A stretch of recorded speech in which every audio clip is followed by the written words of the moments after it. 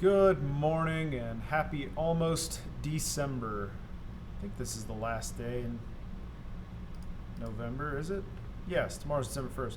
Well, happy end of November, and hope you're all doing well. Hope the break was nice and all those things.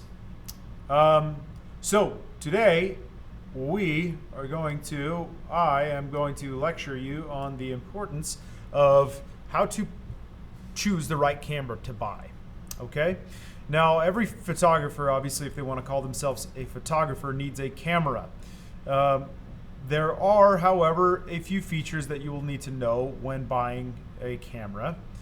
And one of the biggest distinguishing things that we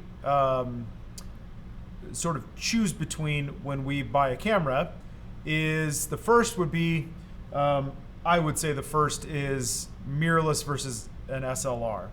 Now we've kind of talked about that a good bit already, but our DSLRs are the cameras that we kind of know and love, right? They have let's get it right there.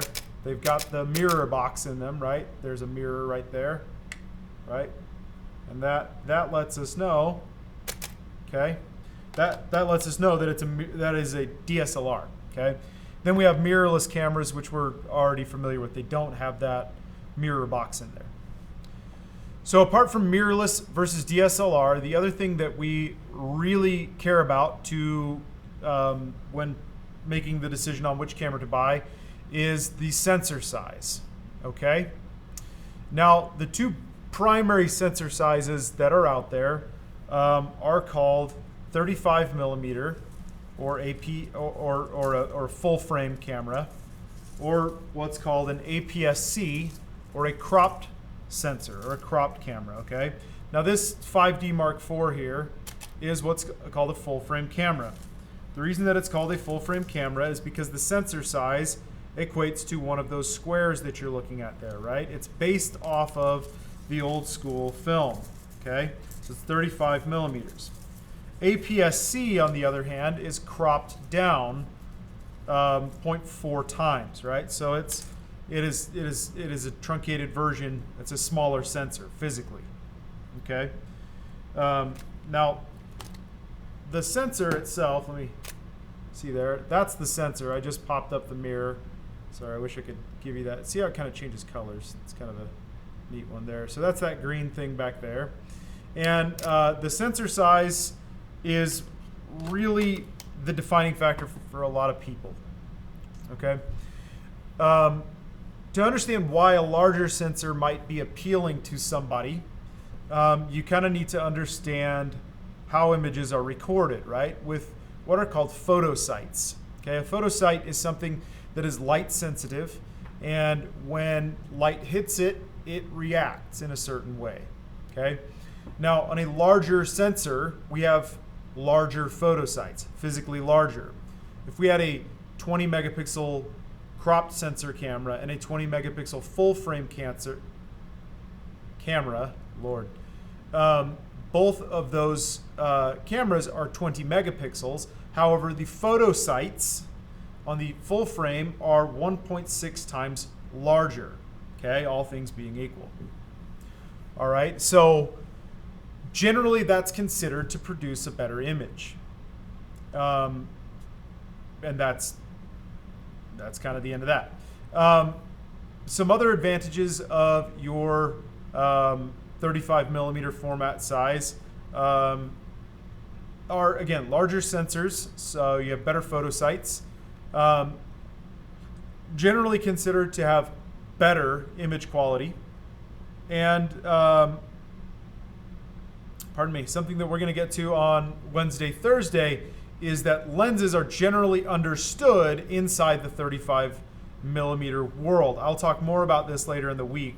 But the focal length that we have there, for example, on this lens, it's 50 millimeters, right? That's generally understood, and the reference for everything else. We think of we think of field of view in terms of these numbers on the 35 millimeter lenses, okay? Some of the disadvantages to a 35 millimeter or full frame camera is that they're generally larger, right? A larger sensor is going to require larger bodies to support them, and therefore larger lenses. And it's just that generally it's just a bigger camera, okay? They also, since they're a larger sensor, they generally have larger file sizes, which lends itself to needing a more powerful computer in order to operate the larger files. Now that's not always the case, but that's generally the case, and we can say that that might be considered a disadvantage. If you're equipped for it, it's not a disadvantage. But between the two, if we're kind of trying to give an honest comparison, it can be considered a disadvantage for sure. Okay. They are also more expensive.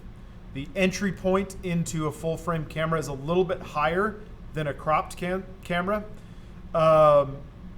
Sony, I think, still has the cheapest one. The basic A7R is like $700. Both Canon and Nikon, Canon with the RP, Nikon with the Z5, both have cameras that are floating around $1,000. I think Canon's is probably on sale maybe for like $800 or $900. Nikon's is pretty new, so I think it's probably $1,100 or something like that. But that's without a lens, right?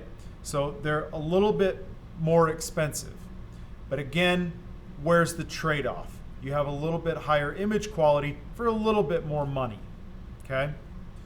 So some advantages to what is called a cropped sensor, or it's also called an APS-C sensor, is that they're smaller. They're generally cheaper. Smaller means they're lighter, more easy to manage. And that's honestly where the list can kind of stop. They're a little easier to manage. For the longest time, APS-C has been sort of frowned upon by the purists and the keyboard warriors, who don't really work, I would say, but also by the people who work. That's an unfair assessment. Is that they're just kind of a great place to begin, right? It's a starter's camera. And that's what we have in the classroom. We've got the Rebels are all cropped sensor cameras. And they're fine. Like, they produce great images for how much they cost. The entry point is much more affordable with APS-C, with cropped cameras. They're both, actually all the major manufacturers, Canon, Nikon, Fuji, Sony, they all have lens cameras that come with a kit lens. A kit means that it comes with the lens. And they start like, $500-ish, okay?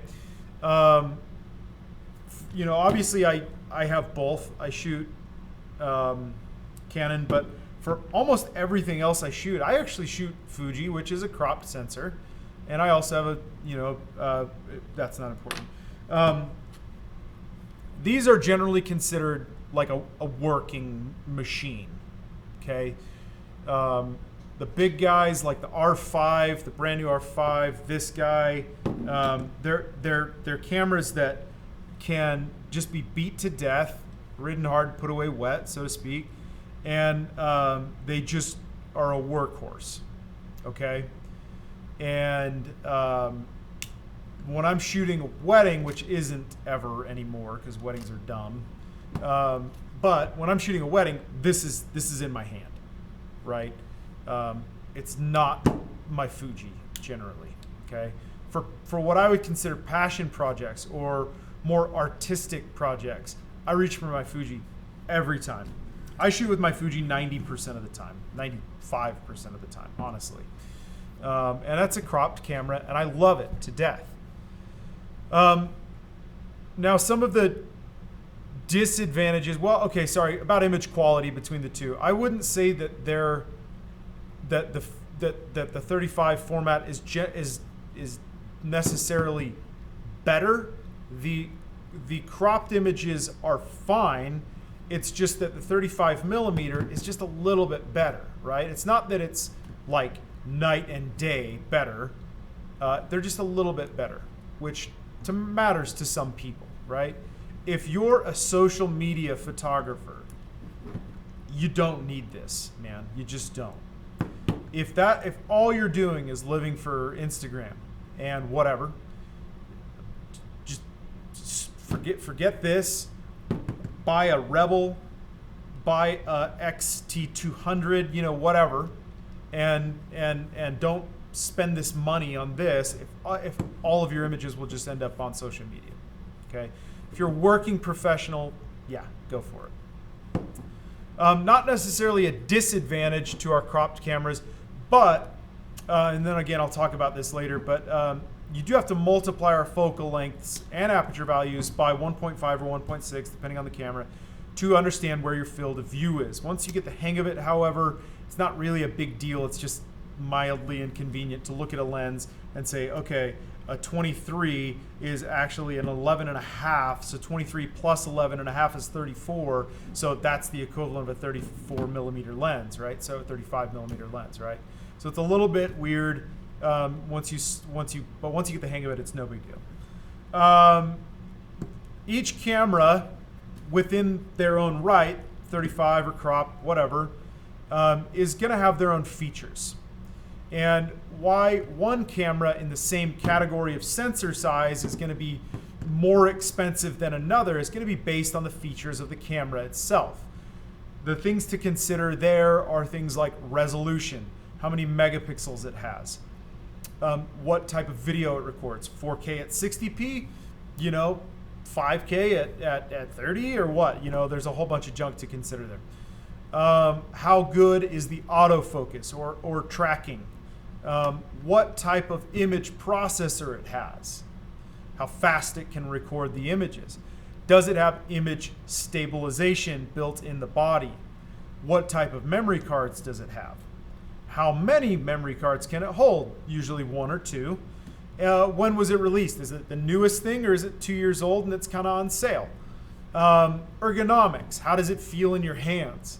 And for a lot of people, looks are important. Does this come in silver or just black? What can we do?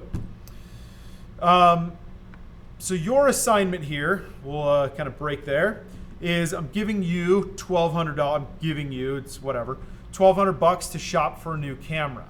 Okay? So you'll need to identify which camera body.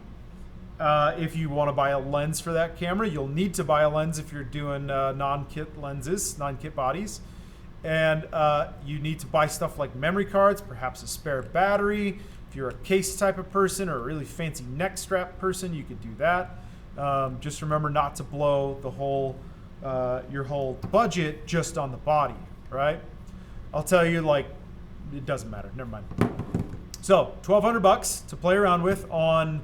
I would recommend going to bnhphotovideo.com. I'll attach these, or Pictureline, which is just local. And I'll give you a budget of $1,200 to shop for a new camera. You'll need to identify which camera and body you're choosing and tell me things, why you picked that over a different one perhaps, what made you pick that camera over another one, etc., okay? So give me a write-up, probably about half a page. Give me the specs on the camera. So sensor size, resolution, features, things like that, okay? Give me all those details and then give me the write-up on Canvas on those features, those quirks and features on the camera, why you chose it, etc. I'm kind of repeating myself there, but just want to be thorough. Submit this, please, by Tuesday night. It will be late after Sunday, and obviously it will close in 2 weeks, whatever that is, like the 14th or whatever. So. Okay, if you have any questions, feel free to email me, and I will hopefully see you all in a week. Take care, be safe, wear your masks, do good things.